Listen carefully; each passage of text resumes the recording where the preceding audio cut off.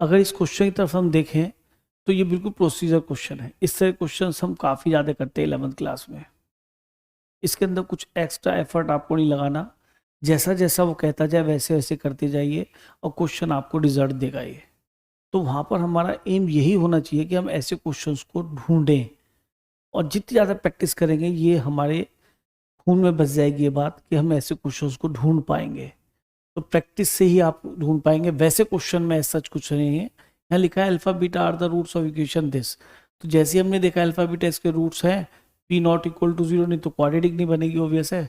तो हमने लिख दिया अल्फा प्लस बीटा क्या हो गया बेटा, अल्फा प्लस बीटा हो गया आपका माइनस क्यू अपॉन पी। ठीक है, अल्फा बीटा कितना हो गया बेटा, माइनस आर अपॉन पी। अब मैंने कहा इसने आगे दे रखा है P Q R be the conjugate term of a non constant GP. ओहो, पी क्यू आर के बारे में दे रखा है कि वो जीपी है, तो ठीक है और आसान कर लेते हैं। पी की value P Q R are in GP, तो इसको हम ए लेट कर लेते हैं, इसको हम ए आर स्मॉल दे रखा है वहां पे, इसको ए आर स्क्वायर।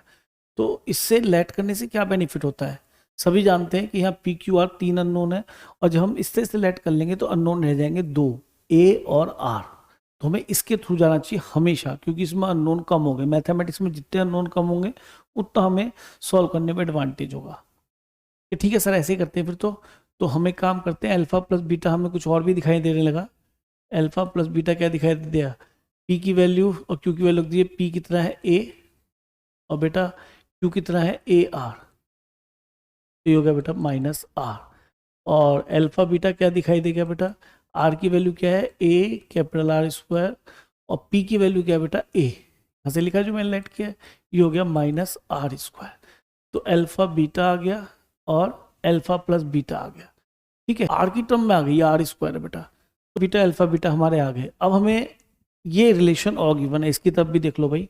ये दे रखा है अल्फा बीटा, एलसीएम ले लिया, अल्फा प्लस बीटा बनेगा और ये 3/4। ठीक है जी। तो अल्फा प्लस बीटा बेटा क्या है हमारा माइनस आर, और अल्फा बीटा क्या है माइनस आर स्क्वायर। तो माइनस से माइनस कैंसिल हो गया, तो आर की वैल्यू आपको दिखाई दे रही होगी साफ साफ 4/3। तो बताइए आर निकल गया।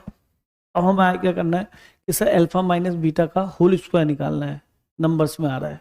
ठीक है, तो अल्फा माइनस बीटा का ट्रीटमेंट हम क्वाड्रेटिक में बहुत पढ़ते हैं, आइडेंटिटी की हेल्प से सम और प्रोडक्ट में बदल लेते हैं। अल्फा प्लस बीटा का होल स्क्वायर और -4 अल्फा बीटा। तो अल्फा प्लस बीटा तो बेटा हमारा माइनस आ रहा है, उसका होल स्क्वायर, -4 अल्फा बीटा क्या है बेटा माइनस आर स्क्वायर। ठीक है, हमारा आर स्क्वायर और +4 आर स्क्वायर, यानी ये हो गया हमारा 5 आर स्क्वायर। 5 इंटू आर का स्क्वायर कितना है ये 4/3, तो ये 16/9 हो गया बेटा। तो ये 80/9 हमारा आंसर आ गया। तो ठीक है 80/9।